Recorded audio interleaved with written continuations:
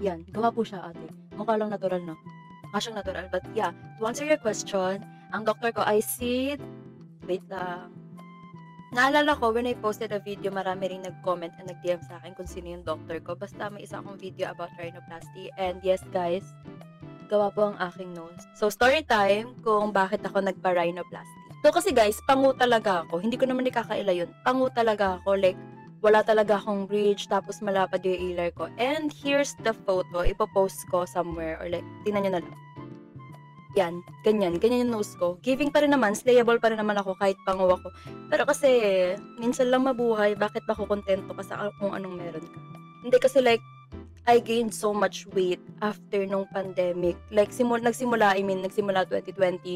Noong 2020, masipag ako mag-workout. But then, syempre, nawala ng motivation, tinamad. So, I gained so much weight. Like, natatandaan ko, nag-81 kilos pa ako before. Like, oh my God, pinag-delete ko talaga yung photos ko dahil kasi dirindiri ako sa sarili ko. Like, oh my God, that's not me. So, nag-decide akong magpa-ilong. Kasi guys, nung tumaba ako, sobrang lumapad din lalo yung ilong ko. And para may hiwa pa siya dito. Ewan ko kung ako lang nakaranas nun. Pero like, may hiwa siyang sobrang nipis na black dito. So, that's when I decided na magpapa-rhinoplasty ako. At that time, hindi pa naman ganun kalaki yung sweldo ko. So, hinanap ko talaga is yung pasok yung budget ko. Pero guys, pag magpapa-rhinoplasty kayo, just a reminder, huwag kayo masyadong mag-focus sa budget kasi kung ano talaga yung dream nose nyo. Kasi, syempre, girl, sarili mo yan. Sarili mo yung pag-i-invest mo, huwag mong tipirin. Well, yung sa akin naman, kinda tinipid ko siya, yes. But like, yung doctor ko, okay yung credentials niya and sobrang dami nagpapagawa din sa kanya. Kasi aside sa mura lang, maganda yung gawa niya and yung parang forte niya talaga is ilar. Sobrang daming ginawa ng doktor ko na ang ganda ng ilar.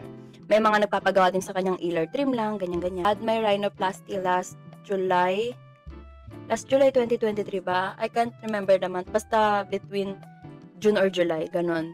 2023. So yes, 2 years na yung ilong ko. And so far, so good. Wala naman ako na-encounter na parang infection, nagka-acne ako dito, or whatever. Wala naman. So, sino nga ba ang doctor ko? Patatagalin ko pa. Manood mo na kayo.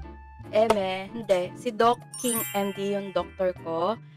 Search na lang siya sa Facebook. Alam ko meron din siyang support group. Yung patients lang ni Doc King, yung mga dating patient, yung magiging patient pala. Basta kung napupusuan nyo siyang doktor, magsali-sali kayo sa mga group na yan kasi informative yun. Maraming mga nagsishare doon ng mga info about sa experience nila kay Doc King, kung magkano yung rates. Kasi yun lang. Mag-inquire ka na, bestie, magpa-rhinoplasty ka na, dead man na sa Basiers.